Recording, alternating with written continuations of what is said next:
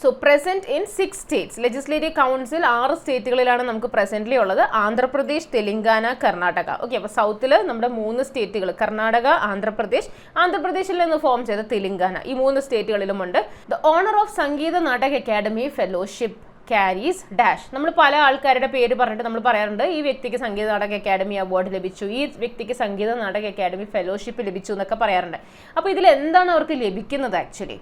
Hello dear friends, എൻട്രിയുടെ YouTube സെഷനിലോട്ട് എല്ലാവർക്കും സ്വാഗതം. നിങ്ങളിൽ പലരും GD കോൺസ്റ്റബിളിൻ്റെ പ്രിപ്പറേഷനൊക്കെ കഴിഞ്ഞ് ഇങ്ങനെ പ്രാക്ടീസ് സെഷൻസ് ഒക്കെ തേടിക്കൊണ്ടിരിക്കുന്നവരായിരിക്കും അല്ലേ? അപ്പോൾ അങ്ങനെയുള്ള നിങ്ങൾക്ക് വേണ്ടിയിട്ട് എൻട്രി മാരത്തോണുമായിട്ട് വന്നിരിക്കുകയാണ്. Previous year question paper practice സെഷൻസിൻ്റെ ഒക്കെ മാരത്തോൺ സെഷനുമായിട്ട് വന്നിരിക്കുകയാണ്. അപ്പോൾ നമ്മുടെ ഈ സെഷൻ അതിനോട് റിലേറ്റഡ് ആണ്. ഇവിടെ നമ്മൾ ഡിസ്കസ് ചെയ്യാൻ പോകുന്നത് ജനറൽ അവയർനെസ്സിൽ നിന്നുള്ള മുൻവർഷ ചോദ്യങ്ങളാണ്. ഓക്കെ, വളരെ ഇമ്പോർട്ടൻ്റ് ആയിട്ടുള്ള ഒരു ഏരിയ ആണ് ജനറൽ അവയർനെസ് എന്ന് എല്ലാവർക്കും അറിയാം. സോ ഇതിൻ്റെ അകത്ത് പല പല സബ്ജക്ട്സ് വരുന്നുണ്ട് അല്ലേ? നമ്മുടെ സയൻസിൻ്റെ 3 സബ്ജക്ട്സ് വരും, അതുപോലെ തന്നെ നമ്മുടെ ഹിസ്റ്ററി വരുന്നുണ്ട്, ജിയോഗ്രഫി വരുന്നുണ്ട്, പൊളിറ്റി വരുന്നുണ്ട്, സ്റ്റാറ്റിക് GK വരുന്നുണ്ട്, അങ്ങനെ എല്ലാം ഒരുപാട് എക്കണോമിക്സ് ഒക്കെ വരുന്ന ഒരു ഏരിയ ആണ് നമ്മുടെ ജനറൽ അവയർനെസ്. ഓക്കെ, അപ്പോൾ ഒരുപാട് പഠിക്കാനുണ്ട്. പലരും എന്ത് ചെയ്യുമെന്ന് വെച്ച് കഴിഞ്ഞാൽ പഠിച്ചു കഴിഞ്ഞ് കഴിയുമ്പോൾ പിന്നെ മറക്കാൻ തുടങ്ങും അല്ലേ, പതുക്കെ. അപ്പോൾ അങ്ങനെ മറക്കാതിരിക്കാനായിട്ട് previous year question papers solve ചെയ്യുന്നത് വളരെയധികം നല്ലതാണ്. ഓക്കെ, നിങ്ങൾക്ക് ഒരു ഐഡിയ കിട്ടും. നിങ്ങൾ ഇനിയും റിവൈസ് ചെയ്യുന്ന സമയത്താണെങ്കിൽ ഏത് ഏരിയയിൽ നിന്നാണ് കൂടുതൽ ചോദ്യങ്ങൾ വരുന്നത്, അപ്പോൾ ആ ഏരിയ കുറച്ചും കൂടി കോൺസെൻട്രേറ്റ് ചെയ്ത് പഠിക്കുക. ഏത് ഏരിയയാണ് നിങ്ങൾക്ക് വീക്കായിട്ടിരിക്കുന്നത്, എവിടെയാണ് നിങ്ങൾ കൂടുതൽ എഫേർട്ട് ഇടേണ്ടത്, അപ്പോൾ അതൊക്കെ നിങ്ങൾക്ക് മനസ്സിലാക്കാൻ പറ്റും ഇങ്ങനെയുള്ള പ്രീവിയസ് ഇയർ ക്വസ്റ്റ്യൻ പേപ്പർ സെഷൻസിലൂടെ. ഓക്കെ, സോ സമയം കളയേണ്ട, നമുക്ക് ഇന്നത്തെ സെഷനിലോട്ട് കിടക്കാം. ഓക്കെ, സോ ഇതിന് മുന്നേ ഇതുപോലെയുള്ള പല സെഷൻസും നമ്മൾ യൂട്യൂബിലൂടെ ഷെയർ ചെയ്തിട്ടുണ്ട്. അപ്പോൾ അത് കണ്ടിട്ടുള്ളവർക്ക് അറിയാം നമ്മൾ ജനറൽ അവയർനെസ്സിൻ്റെ പ്രാക്ടീസ് സെഷൻസ് എങ്ങനെയാണ് ചെയ്യുന്നത്. അപ്പോൾ അതേ രീതിയിലാണ്, അതായത് ഒരു സ്ലൈഡിൽ ക്വസ്റ്റ്യനും ഓപ്ഷൻസും തന്നിട്ടുണ്ട്. ഈ ഒരു സ്ലൈഡിൻ്റെ അകത്ത് നിങ്ങൾക്ക് ശരിയായിട്ടുള്ള ഉത്തരം ഞാൻ തന്നിട്ടില്ല, ഉത്തരം നെക്സ്റ്റ് സ്ലൈഡിലാണ്. അങ്ങനെ അതായത് ഈ സ്ലൈഡിൽ ഇത് ഇൻക്ലൂഡ് ചെയ്യാതിരിക്കാൻ കാരണം എന്ന് വെച്ച് കഴിഞ്ഞാൽ പലരും പറയാറുണ്ട് അപ്പം ഞങ്ങൾക്ക് ഞങ്ങളുടെ എഫേർട്ട് ഇടാൻ സമയം കിട്ടുന്നില്ല എന്ന്. അപ്പോൾ അതുകൊണ്ടാണ് ഇതിങ്ങനെ വെച്ചിരിക്കുന്നത്. അപ്പോൾ നിങ്ങളൊന്ന് പോസ് ചെയ്ത് വെക്കുക, ക്വസ്റ്റ്യൻ വായിക്കുക, ഓപ്ഷൻസ് ഒക്കെ വായിക്കുക, ആൻസർ ചെയ്യാൻ ശ്രമിക്കുക. ഓക്കെ, ഞാൻ നേരെ ക്വസ്റ്റ്യനും വായിച്ചിട്ട് അതിന് ആൻസർ പറഞ്ഞു തരുന്നതായിരിക്കും. Okay, clear? സോ ഇനി സംശയങ്ങളൊന്നുമില്ലല്ലോ, സെഷനിലോട്ട് കിടക്കാം. അപ്പോൾ first question, the legislative council of A state assembly, അതായത് സ്റ്റേറ്റിലെ കാര്യമാണ് ഈ പറയുന്നത്. നമുക്കറിയാം എല്ലാ സ്റ്റേറ്റിലും ലെജിസ്ലേറ്റീവ് കൗൺസിൽ ഇല്ല, കുറച്ച് സ്റ്റേറ്റുകളിൽ മാത്രമേ ഉള്ളൂ ബൈക്യാമറൽ ലെജിസ്ലേച്ചർ ഉള്ളത്. അങ്ങനെ ബൈക്യാമറൽ ലെജിസ്ലേച്ചർ ഉള്ള സ്ഥലങ്ങളിലാണ് നമുക്ക് ലെജിസ്ലേറ്റീവ് കൗൺസിൽ കാണാൻ പറ്റുന്നത്. അപ്പോൾ അങ്ങനെ ലെജിസ്ലേറ്റീവ് കൗൺസിൽ ഉള്ള സ്ഥലത്ത് dash of total number of members in the legislative of the state and in no case fewer than 40 members. അപ്പോൾ ലെജിസ്ലേറ്റീവ് കൗൺസിലിലോട്ടുള്ള അംഗസംഖ്യയാണ് നമ്മൾ ഈ പറയുന്നത്. അപ്പോൾ എത്രയായിരിക്കണം എന്നാണ് ചോദിച്ചിരിക്കുന്നത്? 1/3 ആയിരിക്കണം. Okay, option D 1/3 of MLAs ആയിരിക്കണം നമ്മുടെ ലെജിസ്ലേറ്റീവ് കൗൺസിലിൻ്റെ അംഗങ്ങളുടെ സംഖ്യ. ആൻഡ് 40-ൽ താഴാനും പാടില്ല. Okay, no case fewer than 40 members. Clear? So present in 6 states. Legislative council 6 സ്റ്റേറ്റുകളിലാണ് നമുക്ക് പ്രസന്റ്ലി ഉള്ളത്. ആന്ധ്രാപ്രദേശ്, തെലങ്കാന, കർണാടക. ഓക്കെ, അപ്പോൾ സൗത്തിൽ നമ്മുടെ 3 സ്റ്റേറ്റുകൾ കർണാടക, ആന്ധ്രാപ്രദേശിൽ നിന്ന് ഫോം ചെയ്ത തെലങ്കാന, ഈ 3 സ്റ്റേറ്റുകളിലുമുണ്ട്. പിന്നെ മഹാരാഷ്ട്ര, ഉത്തർപ്രദേശ്, ബീഹാർ. ഓക്കെ, മഹാരാഷ്ട്ര, ഉത്തർപ്രദേശ്, ബീഹാർ, ഈ 6 സ്റ്റേറ്റുകളിലാണ് നമുക്ക് ബൈക്യാമറൽ ലെജിസ്ലേച്ചർ ഉള്ളത്.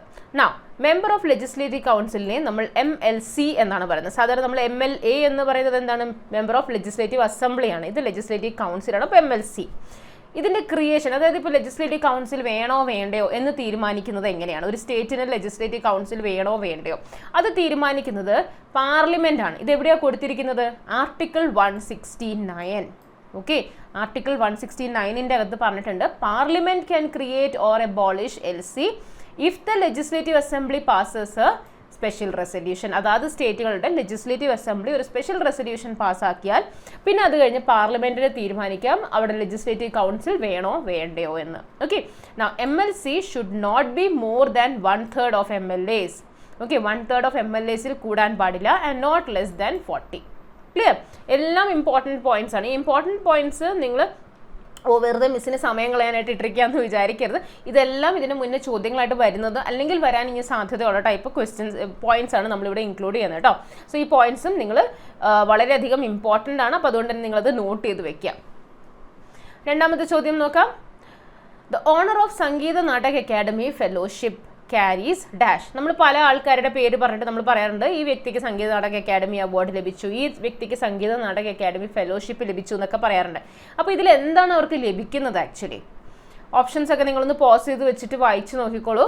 ഞാൻ നേരെ ആൻസറിലോട്ട് പോവുകയാണ്. ഓക്കെ, അപ്പോൾ ശരിയായ ഉത്തരം 3 lakh rupees with താമ്രപത്രം ആൻഡ് അംഗവസ്ത്രമാണ് ലഭിക്കുന്നത്. ഓക്കെ, 3 ലക്ഷം രൂപ. Okay, 3 lakh rupees along with താമ്രപത്ര ആൻഡ് അംഗവസ്ത്രമാണ് ലഭിക്കുന്നത്.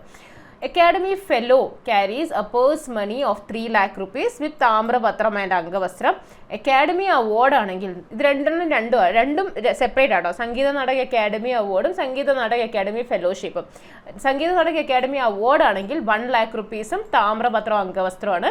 അതല്ല ഫെലോഷിപ്പ് ആണെങ്കിലാണ് 3 lakh rupees. ഫെലോഷിപ്പിനാണ് കൂടുതൽ.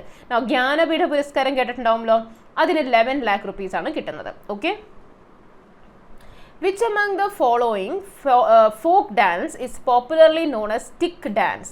സ്റ്റിക്ക് ഡാൻസ് എന്നറിയപ്പെടുന്ന ഫോക്ക് ഡാൻസ് ഏതാണെന്നാണ്. അതിൻ്റെ ഓപ്ഷൻസ് വായിച്ചാൽ തന്നെ നമുക്കറിയാം. ഏതാണ്? കോലനല്ലു. ഓക്കെ, കോലനല്ലു ആണ് നമ്മുടെ സ്റ്റിക്ക് ഡാൻസ്. ആന്ധ്രാപ്രദേശിൽ നിന്നുള്ളൊരു ഫോക്ക് ഡാൻസ് ആണിത്. Which Union Minister of Government of India inaugurated India Chem 2022 in November 2022? India Chem 2022 inaugurate ചെയ്ത യൂണിയൻ മിനിസ്റ്റർ ആരാണെന്നാണ് ചോദിച്ചിരിക്കുന്നത്. ശരിയായ ഉത്തരം ഓപ്ഷൻസ് ഒക്കെ വായിച്ചല്ലോ, നിങ്ങൾ പോസ് ചെയ്ത് വെച്ചിട്ട് വായിച്ചോളൂ കേട്ടോ. ഓക്കെ, അപ്പോൾ ശരിയായ ഉത്തരം മൻസുഖ് മാണ്ഡവ്യയാണ്. ഓക്കെ, മൻസുഖ് മാണ്ഡവ്യയാണ്. So Mansukh Laxman Bhai Mandaviya is a Indian politician currently serving as Minister of Health and Family Welfare and Chemical and Fertilizer Industry. അതുകൊണ്ടാണ് ഇന്ത്യ കെം 2022. ഓക്കെ, അപ്പോൾ ഇനോഗ്രേറ്റ് ചെയ്തത് മൻസുഖ് മാണ്ഡവ്യയാണ്. Okay, next question. Glaciers are generally found in. Glaciers എന്ന് വെച്ച് കഴിഞ്ഞാൽ ഇങ്ങനെ ഐസിൻ്റെ മലകൾ പോലെ ഇരിക്കുന്നത് അല്ലേ. സോ നമ്മുടെ ടൈറ്റാനിക് മൂവിയിലൊക്കെ നമ്മൾ കണ്ടിട്ടില്ല, ചെന്ന് ഇടിക്കുന്നതൊക്കെ ആയിട്ട്. അപ്പോൾ അങ്ങനെയുള്ള സ്ട്രക്ചർ ഗ്ലേസിയേഴ്സ് എന്നാണ് നമ്മൾ അതിനെ പറയുന്നത്. അപ്പോൾ ഇത് നമുക്ക് കൂടുതൽ എവിടെയാണ് കാണാൻ പറ്റുന്നത്? മൗണ്ടൻസിലാണ്. Okay, mountains. ഓപ്ഷൻ സി, മൗണ്ടൻസിലാണ് ഗ്ലേസിയേഴ്സ് നമുക്ക് കാണാൻ പറ്റുന്നത്. Glacier is a slowly moving mass or river of ice എന്ന് പറയാം നമുക്ക്. formed by accumulation and compaction of snow on mountains or near the poles. Okay, North Pole and South Pole അടുത്ത് mountains ഒരു തണുപ്പ് ഉള്ള സ്ഥലം മഞ്ഞ് ഇങ്ങനെ കട്ടപിടിച്ച് മലകളായി മാറുകയാണ്. ഓക്കെ, സോ അതാണ് ഗ്ലേസിയേഴ്സ് എന്ന് പറയുന്നത്. Which range is known as backbone of high Asia? Backbone of high Asia എന്ന് അറിയപ്പെടുന്ന മൗണ്ടൻ റേഞ്ച് ഏതാണെന്നാണ് ചോദിച്ചിരിക്കുന്നത്. ഏത് മൗണ്ടൻ റേഞ്ചിനെയാണ് നമ്മൾ ബാക്ക്ബോൺ ഓഫ് ഹൈ ഏഷ്യ എന്ന് പറയുന്നത്?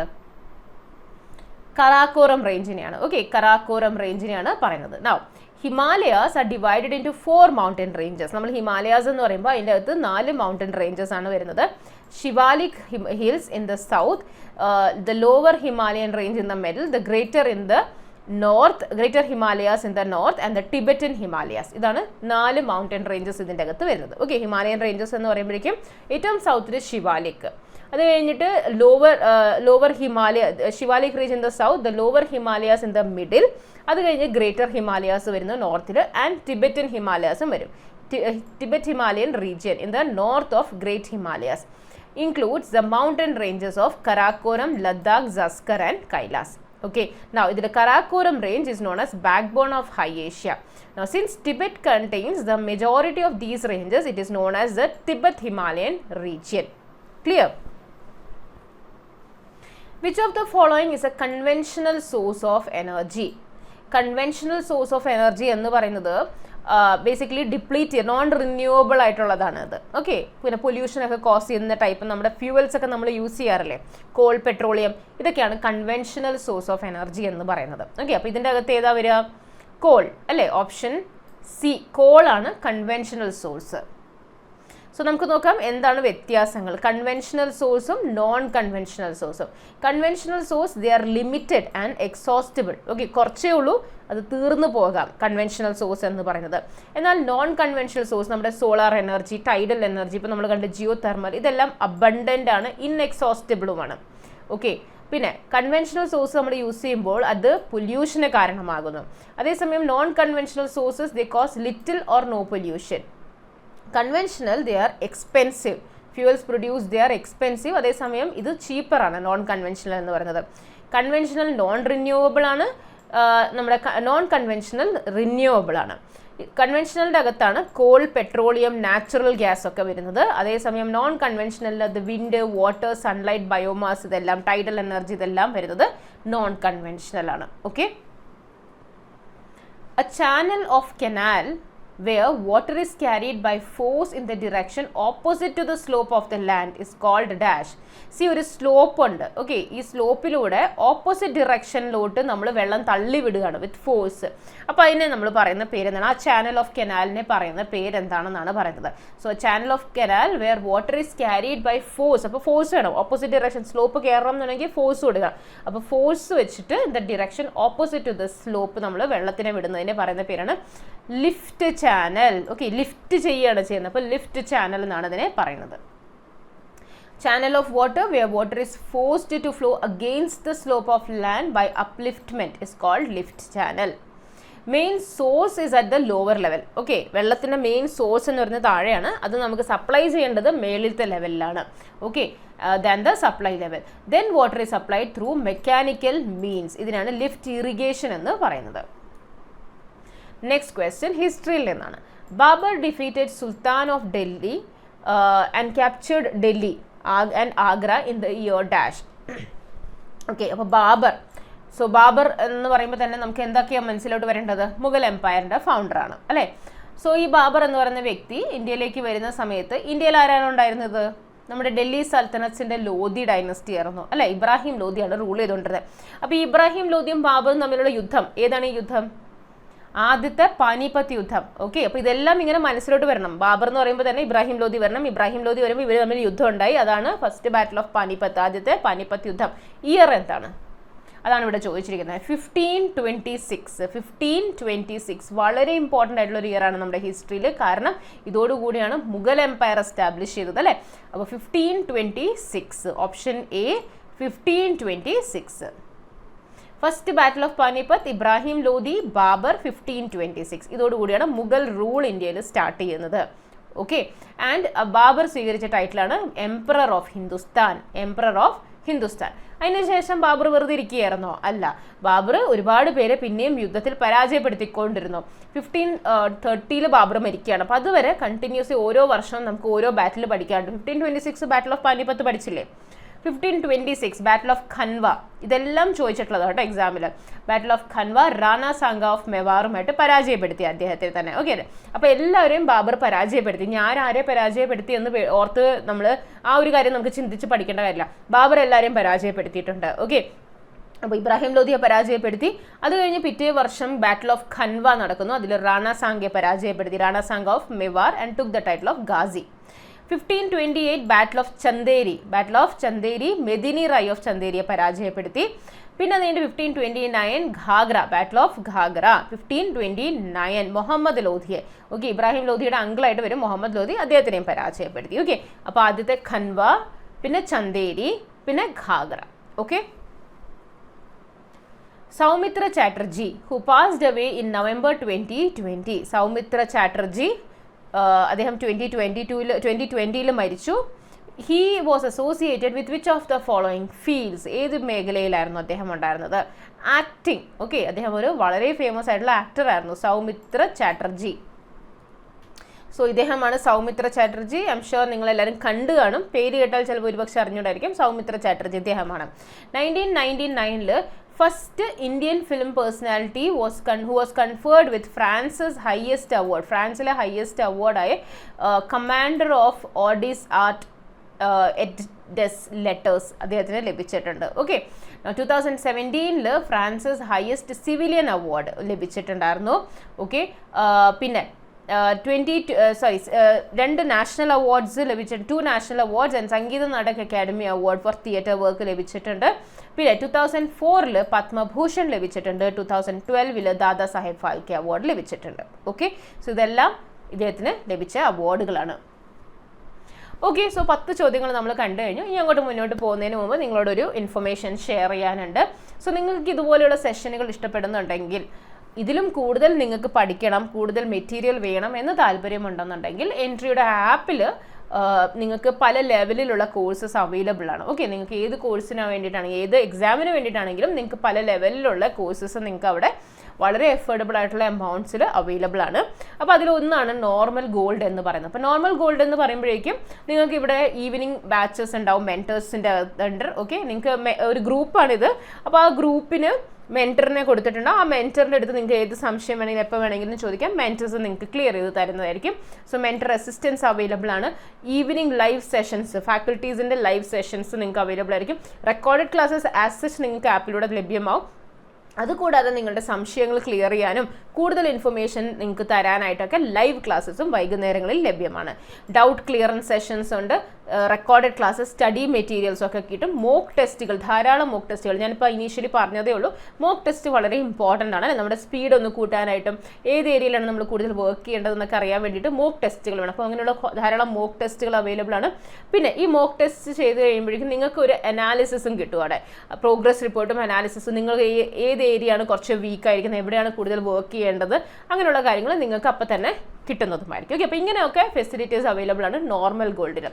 ഇനി സപ്പോസ് നിങ്ങൾക്ക് പേഴ്സണൽ കെയർ വേണം, ഓക്കെ, നിങ്ങൾക്ക് പേഴ്സണലൈസ്ഡ് ആയിട്ടുള്ളൊരു സ്ട്രക്ചർ, നിങ്ങൾക്ക് ഒരു പേഴ്സണലൈസ്ഡ് ആയിട്ടുള്ള കെയർ വേണം എന്നുണ്ടെങ്കിൽ അതിന് സൂപ്പർ ഗോൾഡ് എന്ന് പറഞ്ഞൊരു പ്ലാൻ നിങ്ങൾക്ക് എടുക്കാം. അപ്പോൾ ഇതിലാവുമ്പോൾ 1-to-1 ആണ്. ഓക്കെ, ഒരു പേഴ്സണിന് ഒരു മെൻറ്റർ അങ്ങനെയാണ് തരുന്നത്. ബാക്കി എല്ലാം നിങ്ങൾക്ക് പേഴ്സണൽ ഗൈഡൻസ് അവിടെ ലഭ്യമാകും. ഈവനിങ് ക്ലാസ്സസ് ഉണ്ട്, പെർഫോമൻസ് അനാലിസിസ്, ഇങ്ങനെയുള്ള കുറേ കാര്യങ്ങൾ നിങ്ങൾക്ക് കുറേ ആക്ച്വലി ബെനിഫിറ്റ്സ് നിങ്ങൾക്ക് ഇതിലൂടെ കിട്ടും. ഓക്കെ, നൗ ഈ കോഴ്സുകളെ പറ്റി കൂടുതലായിട്ട് അറിയണം, അല്ലെങ്കിൽ എന്തെങ്കിലും സംശയങ്ങൾ നിങ്ങൾക്കൊണ്ട് ക്ലാരിഫൈ ചെയ്യണം എന്നൊക്കെ ഉണ്ടെങ്കിൽ നിങ്ങൾക്ക് ഈ ഒരു നമ്പറിലേക്ക് വിളിച്ച് ചോദിക്കാവുന്നതാണ്. ഓക്കെ, സോ ഇനി നമുക്ക് നമ്മുടെ സെഷൻ കണ്ടിന്യൂ ചെയ്യാം. Which of the following States has A highest number of assembly constituencies? ഏറ്റവും അധികം അസംബ്ലി കോൺസ്റ്റിറ്റ്യുവൻസീസ് ഉള്ള സ്റ്റേറ്റ് ഏതാണെന്നാണ്. അപ്പോൾ ഇതെങ്ങനെയാണ് നമ്മൾ തീരുമാനിക്കുന്നത്? എല്ലാ സ്റ്റേറ്റിനും സെയിം ആണോ? അല്ല, അല്ലേ? ചില സ്റ്റേറ്റുകൾക്ക് കൂടുതൽ കോൺസ്റ്റിറ്റ്യുവൻസീസ് ഉണ്ടാവും, ചിലതിന് കുറവായിരിക്കും. അതെങ്ങനെയാണ് നമ്മൾ തീരുമാനിക്കുന്നത്? പോപ്പുലേഷൻ അടിസ്ഥാനത്തിലാണ്. ഓക്കെ, അപ്പോൾ ഏത് സ്റ്റേറ്റിനാണോ കൂടുതൽ പോപ്പുലേഷൻ അവിടെ കൂടുതൽ കോൺസ്റ്റിറ്റ്യുവൻസീസ് ഉണ്ടാവും. അപ്പോൾ ഏത് സ്റ്റേറ്റിനായിരിക്കും? Uttar Pradesh. Option A, Uttar Pradesh. Number of seats allocated to state assemblies differ from state to state. Okay, Legislative Assembly of Uttar Pradesh has highest number of assembly seats. എത്രയാണ്? 403 സീറ്റുകളാണ് ഉള്ളത്. Okay, because the state's population is the highest. Legislative Assembly of Sikkim has merely 32 states. Okay, കാരണം small population ഉള്ളതുകൊണ്ട് തന്നെ അവിടെ വെറും 32 സീറ്റുകളേ ഉള്ളൂ. Okay, clear? ആ നമ്പേഴ്സ് ഒക്കെ ഒന്ന് നോക്കി വെച്ചോളൂ കേട്ടോ. Who among the following freedom fighters was accused of killing General Dyer? General ഡ്വയറിനെ ആരാണ് വധിച്ചതെന്നാണ് ചോദിച്ചത്. ആരോ കൊന്നു അദ്ദേഹത്തിന്. ആരാ കൊന്നത്? ജനറൽ ഡ്വയർ എന്ന് പറയുമ്പോൾ നമ്മൾ എന്തിനോട് റിലേറ്റ് ചെയ്താൽ പഠിക്കുന്നത്? ജാലിയൻവാല ബാഗ് മസാക്കർ, അല്ലേ? അപ്പോൾ ആ ഒരു സമയത്തുണ്ടായിരുന്ന വ്യക്തിയാണ് ജനറൽ ഡയർ. അപ്പോൾ ഇദ്ദേഹത്തിന് ആരാ കൊന്നത് ജനറൽ ഡ്വയറിനെ? മൂവീസ് ഒക്കെ കാണാൻ ഇഷ്ടപ്പെടുന്നവരൊക്കെയാണെന്നുണ്ടെങ്കിൽ ഈ മൂവി കണ്ടു കാണും ചിലപ്പോൾ. ഉദ്ധം സിംഗ്, അല്ലേ? ഉദ്ധം സിംഗ് മൂവി കണ്ടിട്ടുണ്ടെങ്കിൽ നമുക്കറിയാം അദ്ദേഹമാണ് ലണ്ടനിൽ പോയി ജനറൽ ഡ്വയറിനെ വെടിവെച്ച് കൊന്നത്. ഓക്കെ, സോ മൂവീസ് കാണുന്നതിലും ഗുണങ്ങളുണ്ട്, അല്ലേ? Okay, so Jallianwala Bagh massacre 13th April 1919. 13th April 1919 എന്നാണ് ഈ ജാലിയൻവാല ബാഗ് മസാക്കർ നടക്കുന്നത്. Basically doctor Saifuddin Kitchlew and doctor സത്യപാലിനെ അറസ്റ്റ് ചെയ്തു. റോളക്ട് ആക്ട് പ്രകാരം അവരെ രണ്ടുപേരെ അറസ്റ്റ് ചെയ്യുകയും അതിൻ്റെ അഗെയിൻസ്റ്റ് ഒരു സൈലന്റ് പ്രൊട്ടസ്റ്റ് നടന്നുകൊണ്ടിരിക്കുകയായിരുന്നു ഈ ജാലിയൻവാല ബാഗിൽ. ഓക്കെ, ഇതൊരു ക്ലോസ്ഡ് ആയിട്ടുള്ള ഒരു ഗാർഡൻ ആണ്, അവിടെ പ്രൊട്ടസ്റ്റ് നടക്കുകയായിരുന്നു. അപ്പോൾ അവിടെ ജനറൽ ഡയർ വരികയും അവരെ വെടിവെക്കാനുള്ള ഉത്തരവ് നൽകുകയും ചെയ്യുന്നു. അങ്ങനെ അവിടെ ഉണ്ടായിരുന്ന ആയിരക്കണക്കിന് ആൾക്കാർ, കുഞ്ഞുങ്ങളും പ്രായമായ ആൾക്കാരും സ്ത്രീകളും അങ്ങനെ ഒരുപാട് പേര് അതിൽ മരിച്ചു. ഓക്കെ, അപ്പോൾ ഈ സമയത്ത് ഗവർണർ ഓഫ് പഞ്ചാബ് ആയിരുന്നു ഡ്വയർ. Okay, general Dwyer. ഈ രണ്ടുപേരും തമ്മിൽ കൺഫ്യൂസ്ഡ് ആയിരുന്നു കേട്ടോ. വെടിവെക്കാനുള്ള ഓർഡർ നൽകിയത് ഡയറാണ്. ഓക്കെ, ആൻഡ് ഡ്വയർ ആയിരുന്നു ആ സമയത്ത് പഞ്ചാബിലെ ഗവർണർ, മൈക്കൽ ഒ ഡ്വയർ. ഈ മൈക്കൽ ഒ ഡ്വയറിനെ സർദാർ ഉദ്ധം സിംഗ് പിന്നീട് ലണ്ടനിൽ പോയിട്ട് 1940 വെടിവെച്ച് കൊല്ലുകയായിരുന്നു. Okay, next question. India Post Payments Bank has tied up with PNB MetLife India Insurance in November 2020 to extend which of the following schemes? ഏത് സ്കീം നീട്ടാൻ വേണ്ടിയിട്ടാണ് India post payment banks PNB MetLife India ഇൻഷുറൻസുമായിട്ട് tie up ചെയ്തിരിക്കുന്നതെന്നാണ് ചോദിച്ചിരിക്കുന്നത്. ശരിയായ ഉത്തരം option B ആണ്. പ്രധാനമന്ത്രി ജീവൻ ജ്യോതി ബീമാ യോജന. പ്രധാനമന്ത്രി ജീവൻ ജ്യോതി ബീമാ യോജന. സോ എന്താണ് ഈ പ്രധാനമന്ത്രി ജീവൻ ജ്യോതി ബീമാ യോജന എന്ന് പറയുന്നത്? It provides protection and financial security to poor and under privilege, especially in unbanked and remote areas. Okay, in unforeseen or unfortunate event where they lose their family members who is the breadwinner. Okay, അപ്പോൾ ഒരു family, ആ ഫാമിലിയിലെ bread വിന്നറിന് എന്തെങ്കിലും സംഭവിക്കുകയാണെന്നിരിക്കട്ടെ. Okay, അപ്പോൾ അങ്ങനെ ആ bread winner മരിക്കും എന്തെങ്കിലും സംഭവിച്ചു കഴിഞ്ഞാൽ മറ്റുള്ളവർക്ക് ജീവിക്കാനായിട്ട് വേണ്ട ഒരു ഇൻഷുറൻസ് എമൗണ്ട് ലഭ്യമാക്കുക. അതാണ് Pradhanmantri Jeevan Jyoti Bima Yojana. Low cost insurance scheme seeks to bring large section of undeserved and unserved population for the into the financial mainstream. Next question. In 1961, the US Federal Reserve introduced a monetary policy initiative named dash. Okay, US Federal Reserve ഒരു monetary policy introduce ചെയ്യണ്ടായി. Designed to lower long-term rates to stimulate US economy. Now, this initiative was adopted by Reserve Bank in December 2019. Okay, അപ്പോൾ US Federal Reserve 1961 കൊണ്ടുവന്ന ഒരു monetary policy പിന്നീട് നമ്മുടെ RBI അതിവിടെ 2019 adopt ചെയ്തു. ആ policy ഏതായിരുന്നു എന്നാണ് ചോദിച്ചിരിക്കുന്നത്. ആ മോണിറ്ററി പോളിസിയുടെ പേരെന്താണ്? ആ മോണിറ്ററി പോളിസിയാണ് ഓപ്പറേഷൻ ട്വിസ്റ്റ്. സോ എന്താണ് ഈ operation twist? simultaneously buying long-term bonds and selling short-term bonds. Short-term ബോൺസിനെ വിറ്റ് ലോങ്-ടേം ബോൺസ് മേടിക്കുക. ഇതാണ് twisting എന്ന് പറഞ്ഞത്. It yields twisting of the yield curve and creates less curvature in the rate term structure. Operation Twist is a monetary policy strategy used by the central banks to stimulate economic growth through lowering the long-term interest rate. Okay. Motor Vehicle Act 1988 states that subject to the provision of Section 18, no person under the age of dash years shall drive a transport vehicle in any public place. Okay, അപ്പോൾ ഏത് പ്രായത്തിൽ താഴെയുള്ള വ്യക്തി public പ്ലേസിൽ വണ്ടി ഓടിക്കാൻ പാടില്ല. വണ്ടി ഓടിക്കാനുള്ള മിനിമം പ്രായം എത്രയാണ് പറഞ്ഞിരിക്കുന്നത്? 18 വയസ്സ് അല്ലേ? Option A 18 years. 18 ഇയേഴ്സിൽ താഴെയുള്ള കുട്ടികൾ പബ്ലിക് പ്ലേസിൽ വണ്ടി ഓടിക്കാൻ പാടില്ല. So effective from 1st July 1989, replaced the Motor Vehicle Act 1939. Okay, 1939 Motor Vehicle Act ne replace ചെയ്തുകൊണ്ടാണ് ഇത് വന്നത്. It provides in detail the legislative provision regarding licensing of, ഇതിനകത്ത് ഡീറ്റെയിൽസ് കൊടുത്തിട്ടുണ്ട്. licensing of drivers or conductors, registration of motor vehicles പറഞ്ഞിട്ടുണ്ട്, control of motor vehicles through permits, special provision relating to state transports, undertaking, traffic regulations, insurance, liability, offence and penalties. ഇതിനെ പറ്റിയൊക്കെ ഇതിൻ്റെ അകത്ത് mention ചെയ്തിട്ടുണ്ട്. Indian Motor Vehicle Act 2019 provides higher penalty rates. Traffic ഒഫൻസസിൻ്റെ penalty rate കൂട്ടുകയുണ്ടായി. ഇതിലൂടെ 2019 Indian Motor Vehicle Act അമെൻമെൻറ്റിലൂടെ. Which of the following automobile companies announced its decision to stop manufacturing vehicles for sale in India in September 2021? പലരും കാറൊക്കെ മേടിക്കാൻ പോയ സമയത്ത് അതൊരു point ചിന്തിച്ച് കാണും അല്ലേ? വണ്ടിയൊക്കെ എടുക്കാൻ പോകുന്ന സമയത്ത് വണ്ടിയിൽ താല്പര്യമുള്ള ആൾക്കാർക്കൊക്കെ അറിയാമായിരിക്കും. ഒരു പർട്ടിക്കുലർ കമ്പനി അവരുടെ മാനുഫാക്ചറിങ് ഇന്ത്യയിലേക്കുള്ള മാനുഫാക്ചറിങ് സ്റ്റോപ്പ് ചെയ്തതായിട്ട് അനൗൺസ് ചെയ്തിരുന്നു. ഏതായിരുന്നു? നമ്മുടെ ഫോർഡ് ആയിരുന്നു അല്ലേ? Ford motor company. പലരും ഇക്കോ സ്പോർട്ടൊക്കെ വേണ്ടാന്ന് വെച്ചിട്ടുണ്ടാവും. Next question. Who was appointed as the secretary of BCCI? BCCI എന്താണ്? നമ്മുടെ board of control of cricket in India. Okay, BCCI എന്ന് പറയുന്നത് നമ്മുടെ ക്രിക്കറ്റിലുള്ള ബോർഡാണ്. ഇൻ 2019 ഈ BCCIയുടെ സെക്രട്ടറി ആയത് ആരാണെന്നാണ് ചോദിച്ചിരിക്കുന്നത്. ആരായിരുന്നു? ജയഷാ. ഓക്കെ, അമിത്ഷാന്റെ മകനാണ് അല്ലേ ജയഷാ. സോ BCCI എസ്റ്റാബ്ലിഷ് ചെയ്ത ഇയർ എപ്പോഴാണ്? 1928. ഇന്ത്യക്ക് ഇൻഡിപെൻഡൻസ് കിട്ടുന്നതിന് മുമ്പ് BCCI വന്നു അല്ലേ? 1928 BCCI വന്നു. ഹെഡ് ക്വാർട്ടേഴ്സ് എവിടെയാണ്? വാങ്കഡെ സ്റ്റേഡിയം, മുംബൈ അല്ലേ? വാങ്കഡെ സ്റ്റേഡിയം മുംബൈയിലാണ് ഇതിൻ്റെ ഹെഡ് ക്വാർട്ടേഴ്സ് ഇരിക്കുന്നത്. BCCI എന്തൊക്കെയാണ് കൺട്രോൾ ചെയ്യുന്നത്? ഏതെല്ലാം ടീംസ് ആണ് BCCIൻ്റെ അണ്ടർ വരുന്നത്? ഒന്ന് നമ്മുടെ മെൻസ് നാഷണൽ ക്രിക്കറ്റ് ടീം വരുന്നുണ്ട്, വിമൻസ് നാഷണൽ ക്രിക്കറ്റ് ടീം വരുന്നുണ്ട്, ആൻഡ് നാഷണൽ അണ്ടർ 19 ക്രിക്കറ്റ് ടീമും വരുന്നുണ്ട്. ഓക്കെ, അപ്പോൾ മെൻസ് നാഷണൽ, വിമൻസ് നാഷണൽ, പിന്നെ അണ്ടർ 19 നാഷണൽ ടീമും വരുന്നുണ്ട്. മിസ്റ്റർ രാഹുൽ ദ്രവിഡാണ് ഇതിൻ്റെ ഇപ്പോൾ ഹെഡ് കോച്ചായി അപ്പോയിൻറ്റ് ചെയ്തിരിക്കുന്നത്. ഓക്കെ, സീനിയർ മെന്നിന്. പിന്നെ BCCI പ്രസിഡന്റ് ആരാണ്?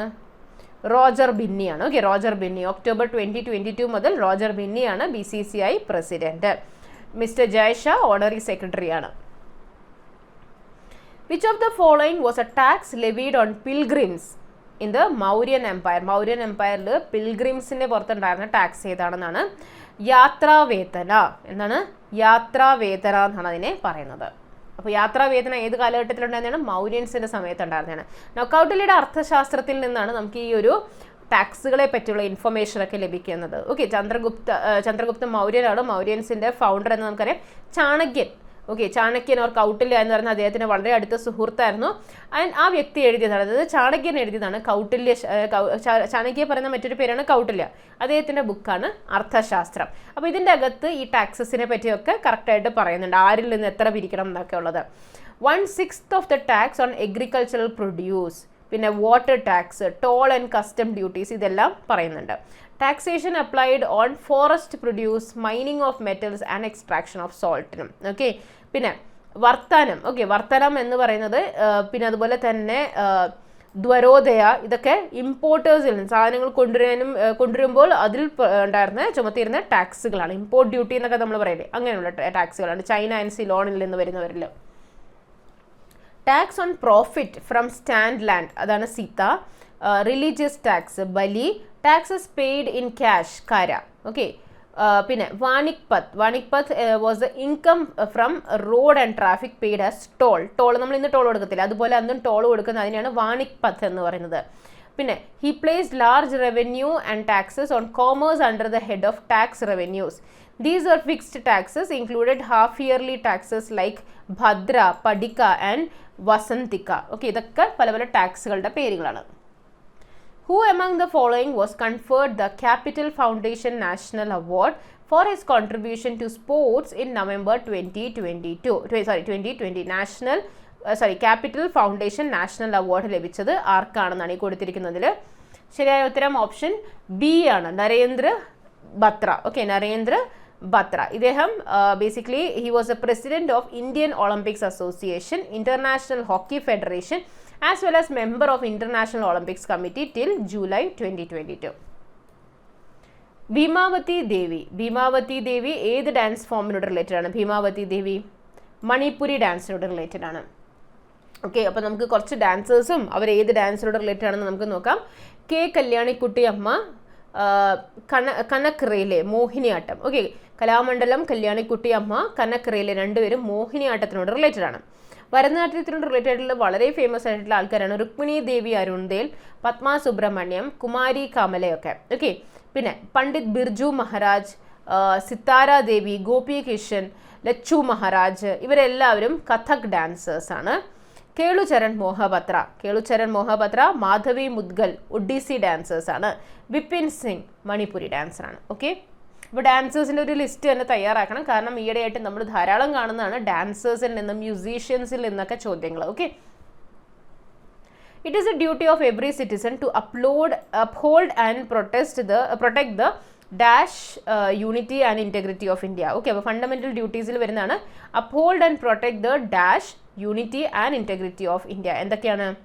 സോവർണിറ്റി അല്ലേ, sovereignty, unity and integrity of India fundamental duties ആണ്. ഫണ്ടമെൻ്റൽ ഡ്യൂട്ടീസ് നമുക്കറിയാം നമ്മുടെ കോൺസ്റ്റിറ്റ്യൂഷനിൽ ഇനീഷ്യലി ഉണ്ടായിരുന്നില്ല, പിന്നീട് ആഡ് ചെയ്തതാണ് അല്ലേ. അപ്പോൾ എപ്പോഴാണ് ആഡ് ചെയ്തത്? 1976 42nd കോൺസ്റ്റിറ്റ്യൂഷണൽ അമെൻമെൻറ്റ് ആക്ടിലൂടെയാണത് നിലവിൽ വരുന്നത്. അപ്പോൾ പാർട്ട് 4A ആയിട്ടാണ് അത് വരുന്നത്. And article 51A. ഓക്കെ, അപ്പോൾ ഇതെല്ലാം ഇമ്പോർട്ടൻ്റ് ആണ്, ഇതെല്ലാം ഇൻഡിവിജ്വലി ചോദിച്ചിട്ടുള്ളതാണ്, ഏത് ആർട്ടിക്കിളിലാണ് ഏത് പാർട്ടാണെന്നൊക്കെ ചോദിച്ചിട്ടുണ്ട്. അപ്പോൾ ഇനി ഞാൻ സെപ്പറേറ്റ് ക്വസ്റ്റ്യൻസ് ഉണ്ടാക്കുന്നില്ല, ഇതെല്ലാം ക്ലബ് ചെയ്തിരിക്കുന്നതാണ്, അപ്പോൾ ഇമ്പോർട്ടൻ്റ് ആണ് കേട്ടോ. Part 4A of the constitution article 51 adopt ചെയ്തിരിക്കുന്ന ഏത് കൺട്രിയിൽ നിന്നാണെന്ന് ചോദിച്ചാൽ USSRൽ നിന്നാണ്. 42nd കോൺസ്റ്റിറ്റ്യൂഷണൽ അമെൻമെൻറ്റ് ആക്ട് 1976 ഇത് ആഡ് ചെയ്യപ്പെട്ടത്. ഇത് റെക്കമെൻഡ് ചെയ്ത കമ്മിറ്റിയുടെ പേര് സ്വരൻ സിംഗ് കമ്മിറ്റി. ആരായിരുന്നു ഈ സമയത്തെ prime minister? Indira Gandhi. Okay, so 10 fundamental duties ആണ് ഒറിജിനലി ഉണ്ടായിരുന്നത്, പിന്നീട് അതിലേക്ക് ഒരെണ്ണം കൂടി ആഡ് ചെയ്യേണ്ടായി, 11 ആക്കി. 11ാമത്തെ ആഡ് ചെയ്തത് എപ്പോഴായിരുന്നു? 2002 86th കോൺസ്റ്റിറ്റ്യൂഷണൽ അമെൻമെൻറ്റ് ആക്ടിലൂടെയാണ് 11th ഫണ്ടമെൻ്റൽ ഡ്യൂട്ടി ആഡ് ചെയ്തത്. എന്തായിരുന്നു അത്? കുട്ടികൾക്ക് ബേസിക് എഡ്യൂക്കേഷൻ നൽകണം എന്നുള്ളത് പാരൻസിൻ്റെയും ഗാർഡിയൻസിൻ്റെയും ഫണ്ടമെൻ്റൽ ഡ്യൂട്ടിയാണ്. കുട്ടികൾക്ക് അത് കിട്ടണം എന്നുള്ളത് അവരുടെ അത് മൗലിക അവകാശമാണ്. ഓക്കെ, അപ്പോൾ രണ്ടും ആഡ് ചെയ്തു, ഒരു ഫണ്ടമെൻ്റൽ റൈറ്റും ആഡ് ചെയ്തു, ഫണ്ടമെൻ്റൽ ഡ്യൂട്ടിയും ആഡ് ചെയ്തു. കുട്ടികൾക്കുള്ളത് അവരുടെ ഫണ്ടമെൻ്റൽ റൈറ്റ് ആണ് ആൻഡ് പാരൻസിൻ്റെ ഡ്യൂട്ടിയാണത്. ഓക്കെ, അപ്പോൾ 11th ഫണ്ടമെൻ്റൽ ഡ്യൂട്ടി ആയിരുന്നു. ഇന്ദിരാഗാന്ധി ഗവൺമെൻറ് ആണിത് കൊണ്ടുവന്നത്. Which of the following statement about Vice President of India is incorrect? Vice Presidentനെ പറ്റി പറഞ്ഞിരിക്കുന്നതിൽ ഏതാണ് ശരിയല്ലാത്തത്? Member of state legislatures do not take part in his election. He acts as the ex officio chairman of Rajya Sabha. He is elected for 5 years. Removed from the office by president, approved through a resolution passed by Lok Sabha and Rajya Sabha. Okay, അപ്പോൾ vice പ്രസിഡന്റിന്റെ ഇലക്ഷൻ്റെ state legislature പങ്കെടുക്കത്തില്ല, അത് ശരിയാണ്. Okay, ഈ point കറക്റ്റാണ്.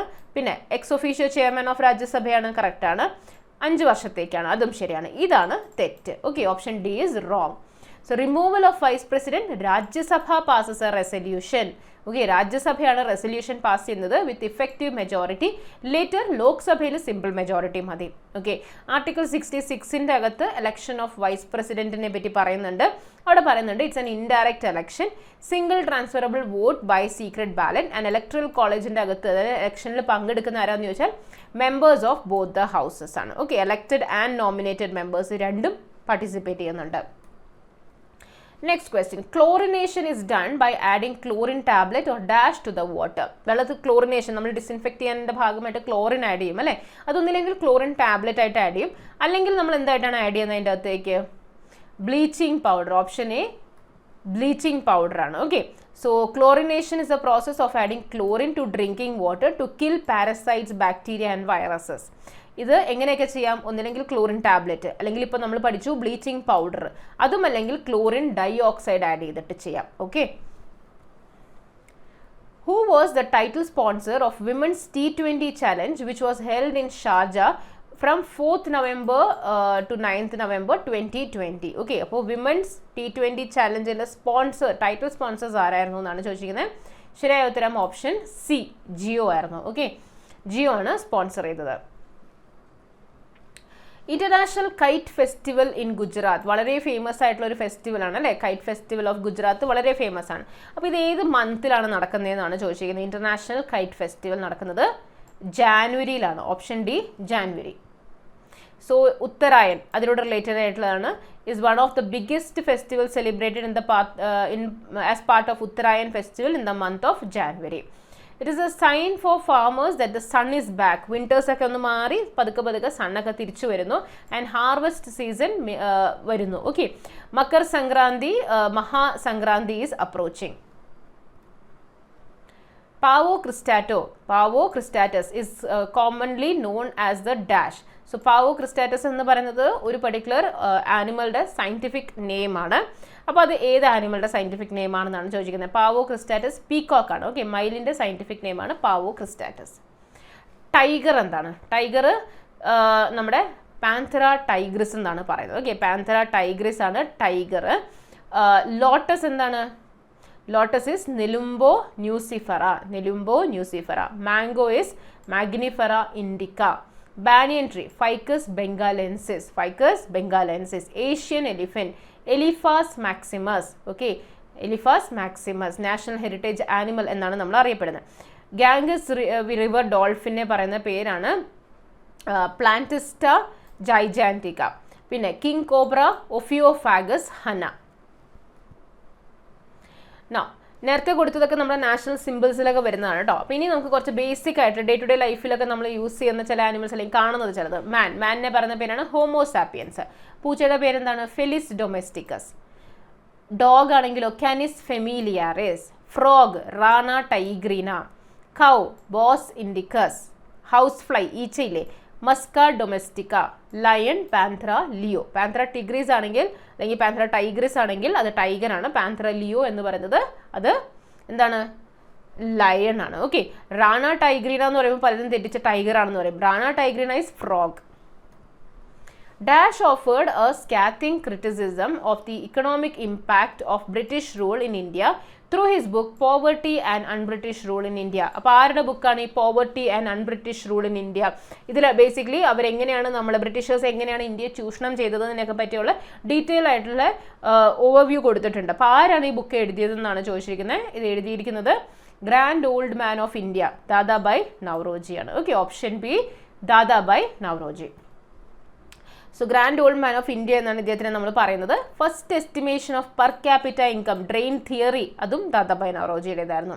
അതുപോലെ തന്നെ ബ്രിട്ടനിലെ ഹൗസ് ഓഫ് കോമൺസിലെ ആദ്യത്തെ ഇന്ത്യൻ അംഗം. ഓക്കെ, ബ്രിട്ടനിലെ ഹൗസ് ഓഫ് കോമൺസിലെ ആദ്യത്തെ ഇന്ത്യൻ അംഗമാണ് ദാദാബായ് നവറോജി. WC ബാനർജിയുമായി ചേർന്ന് അദ്ദേഹം ലണ്ടൻ ഇന്ത്യ സൊസൈറ്റി ഫൗണ്ട് ചെയ്യണ്ടായി. അദ്ദേഹത്തിൻ്റെ ജേർണൽസ് ആണ് റസ്ത് ഗോഫ്താറും ധർമ്മമാർഗദർശകം. പിന്നെ നമ്മുടെ INC എല്ലാം ഫോം ചെയ്ത സമയത്ത് INCയുടെ രണ്ടാമത്തെ സെഷൻ കാൽക്കട്ടയിൽ വെച്ച് നടക്കുന്നു 1886. ആ സെഷൻ്റെ പ്രസിഡന്റ് ആയിരുന്നു ദാദാഭായ് നവറോജി. ഓക്കെ, അപ്പോൾ ഇത്രയും പോയിന്റ്സ് ദാദാഭായ് നവറോജിയെ പറ്റി ഓർത്ത് വയ്ക്കാം. At present, Grand Trunk Road extends from Dash in India. So, Grand Trunk Road Sher Shah Suri പണിതതാണ് അല്ലേ. അപ്പോൾ ഇത് ഇന്ത്യയിൽ എവിടെ മുതൽ എവിടെ വരെ ഉണ്ടെന്നാണ് ചോദിച്ചിരിക്കുന്നത്.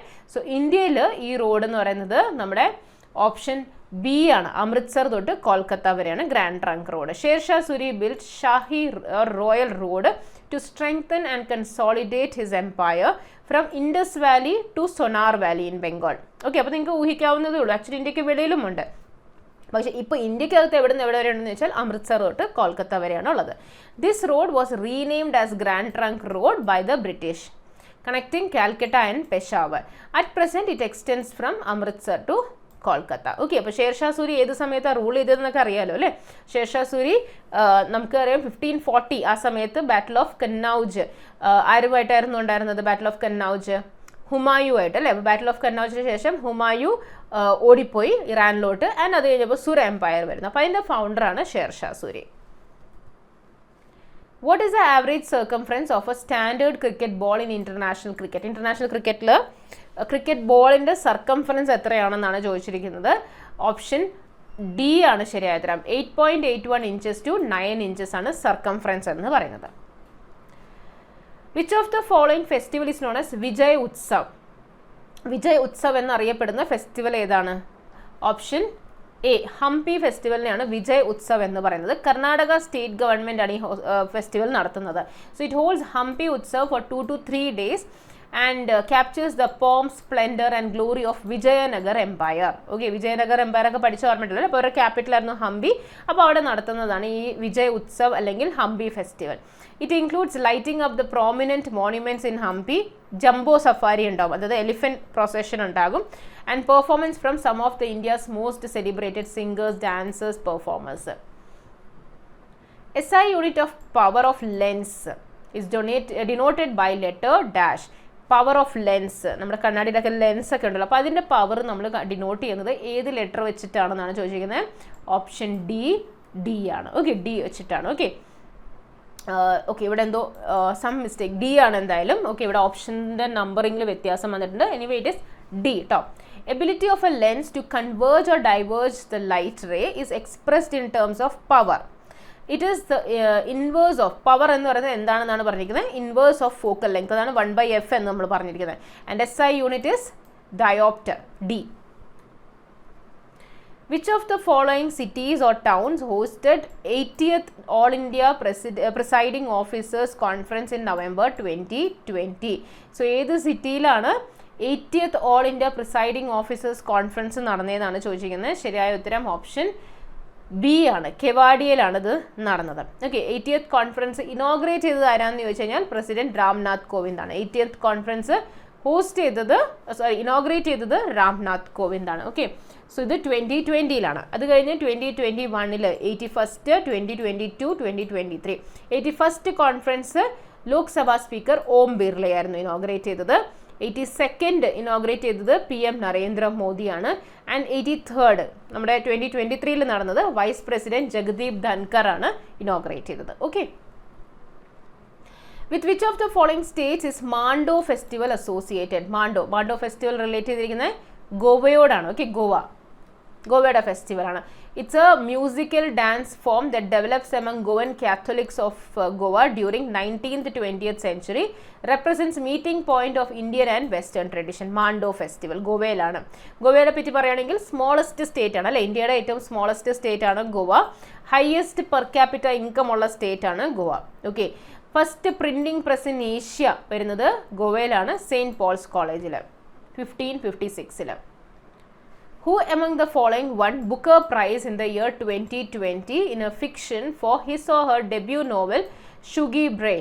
ഷുഗി ബ്രെയിന് വേണ്ടിയിട്ട് ബുക്കർ പ്രൈസ് ലഭിച്ചത് ആർക്കാണെന്നാണ് ചോദിച്ചിരിക്കുന്നത്. ഓക്കെ, അത് ഫസ്റ്റ് നോവലിൽ തന്നെ ലഭിക്കുകയും ചെയ്തു. അത് ഡഗ്ലസ് സ്റ്റുവർട്ടിനാണ്. Okay, Douglas സ്റ്റുവർട്ടിനാണ്.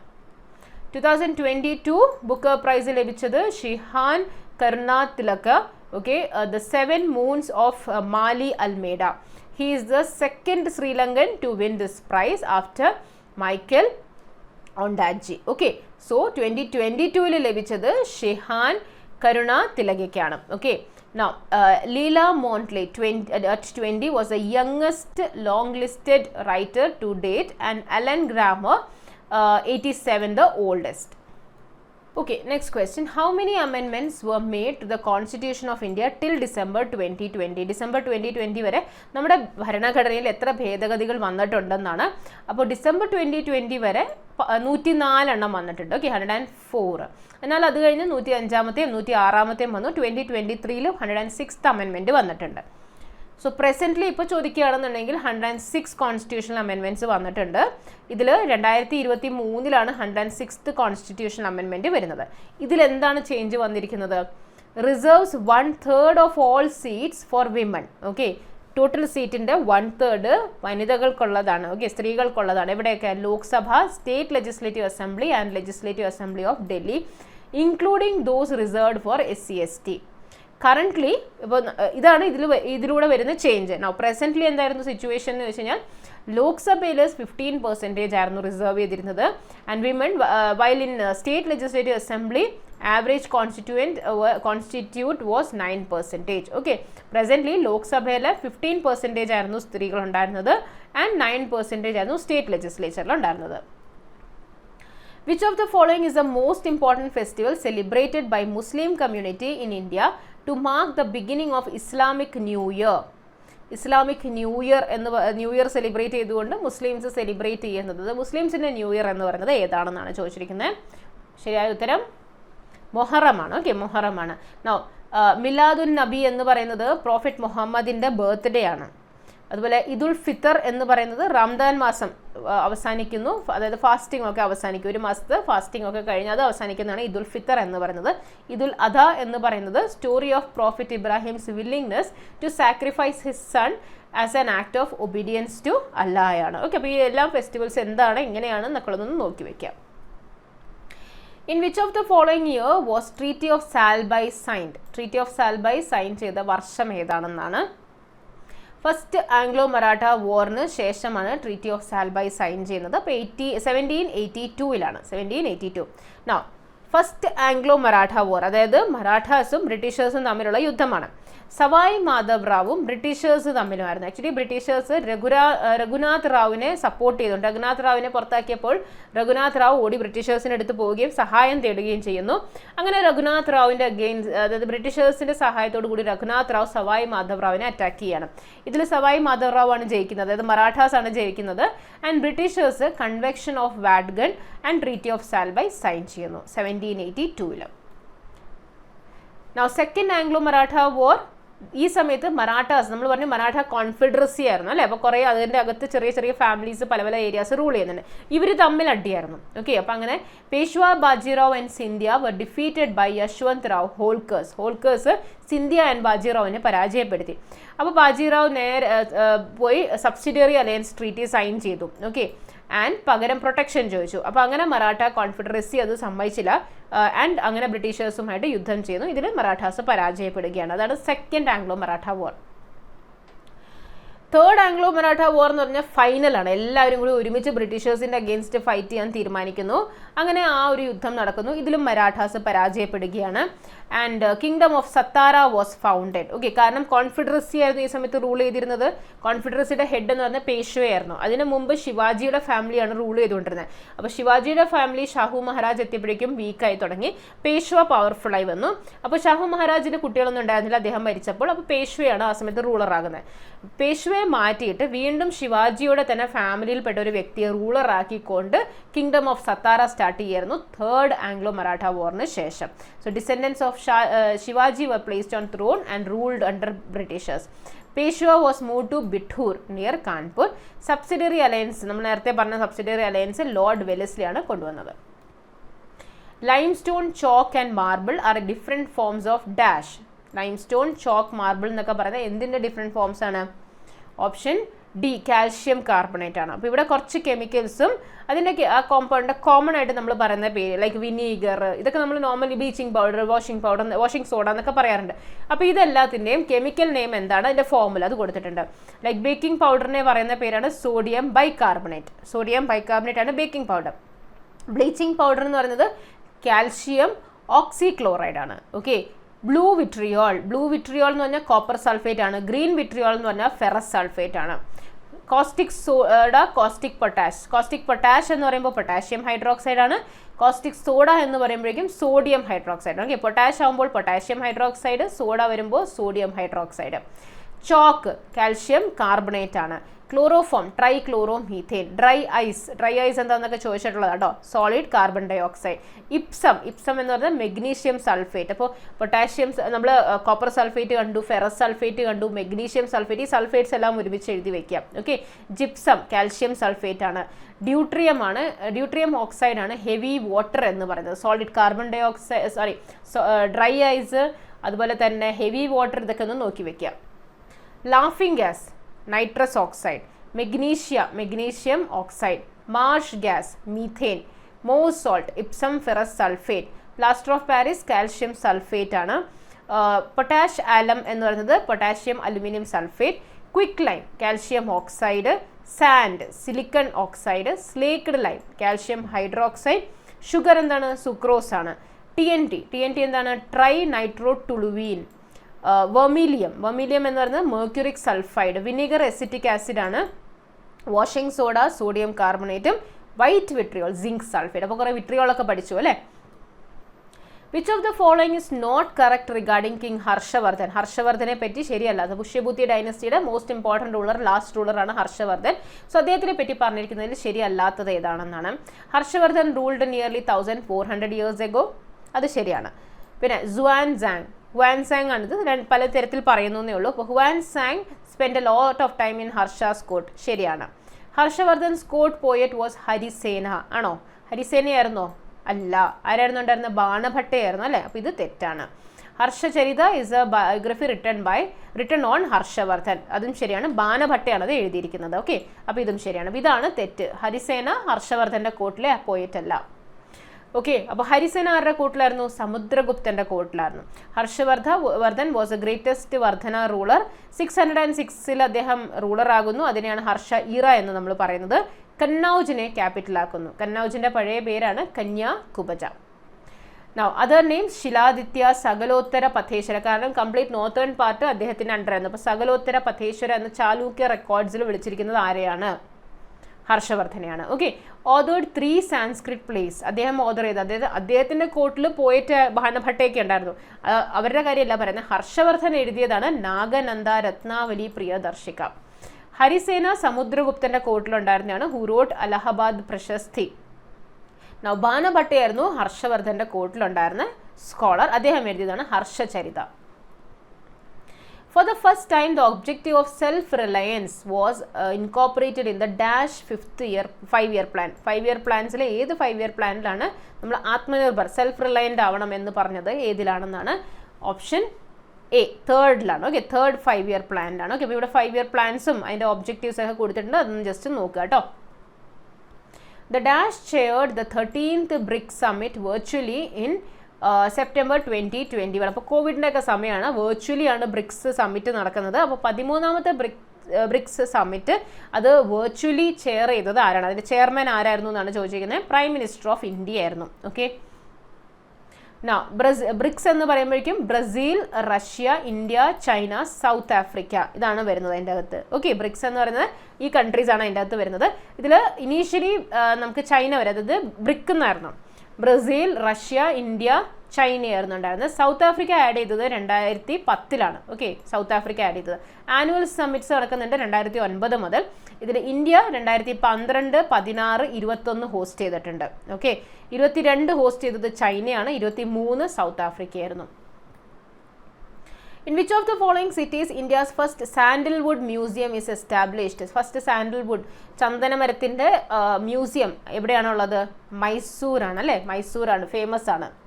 India's first sandalwood museum Aranya Bhavan inaugurated in 2021. Over 200 species of sandalwood and its logs are kept for display.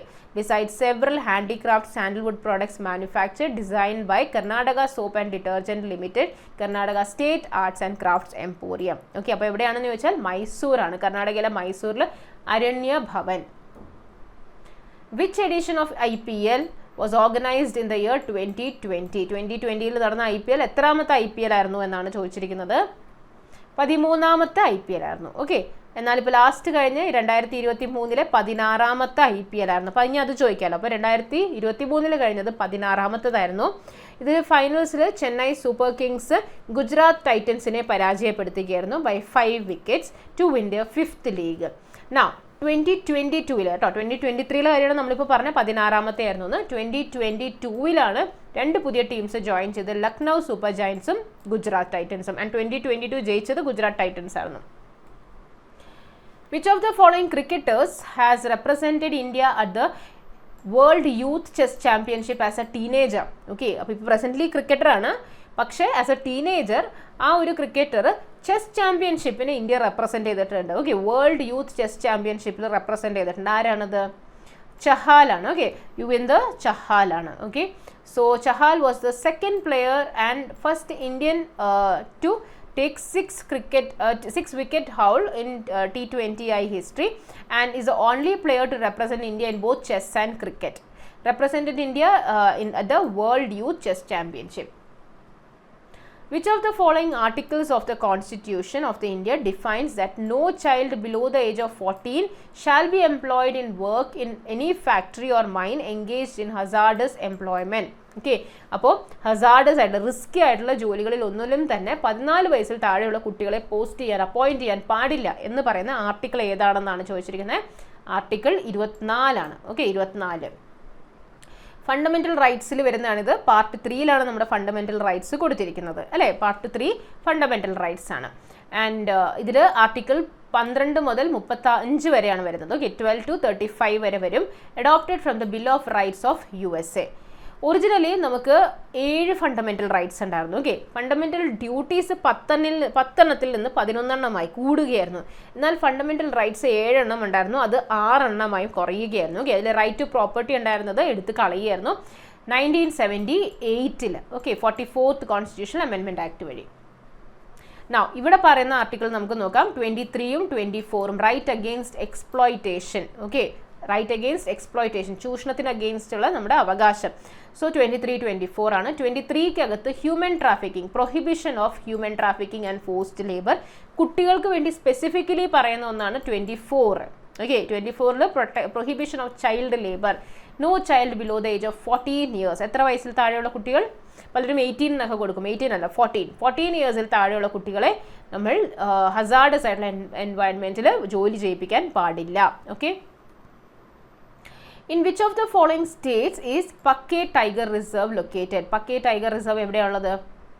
Arunachal പ്രദേശിലാണ്. Okay, Arunachal Pradesh. Second largest forest cover in India ആണ് അരുണാചൽ പ്രദേശിന്. National parks like Mouling national park, Namdapha national park, Pakke tiger reserve. 50th tiger reserve in India ആണ് Kamlang tiger reserve. Now അസാമിലുള്ള national പാർക്കാണ് Kaziranga national park. 1 horned റൈനോസറസിന് വേണ്ടി famous ആണ്. മാനസ്, ഡിബ്രു ഷിഖോവ, നമേരി, ഒറാങ്, ഇതൊക്കെ അസാമിലുള്ളതാണ്. ഓക്കെ, ഓപ്ഷൻസിൽ ഉണ്ടായിരുന്നതാണ് അസാം. ഓക്കെ, അതുകൊണ്ട് എഴുതിയിരിക്കുന്നതാണ്. അപ്പോൾ അസാമിലുള്ള നാഷണൽ പാർക്സ് ഇതൊക്കെയാണ്. മിസോറാമിൽ വരുന്നതാണ് മുർലിൻ നാഷണൽ പാർക്ക്, ഡംപ ടൈഗർ റിസർവ്. ഒക്കെ, adipose tissue is a type of dash tissue in the human body. Human ബോഡിയിൽ എങ്ങനെയുള്ള ടിഷ്യൂ ആണ് adipose tissue? It's a connective tissue. Option C connective tissue ആണ്. Okay, so types of tissues എന്ന് പറയുമ്പോൾ epithelial tissue ഉണ്ട്, connective tissue ഉണ്ട്, muscular tissue ഉണ്ട്, nervous tissue ഉണ്ട്. ടിഷ്യൂസ് എന്ന് പറയുമ്പോൾ ഡിഫറെൻറ്റ് ടൈപ്സ് ഓഫ് സെൽസ് ചേർന്ന് ഫോം ചെയ്യുന്നതാണ്.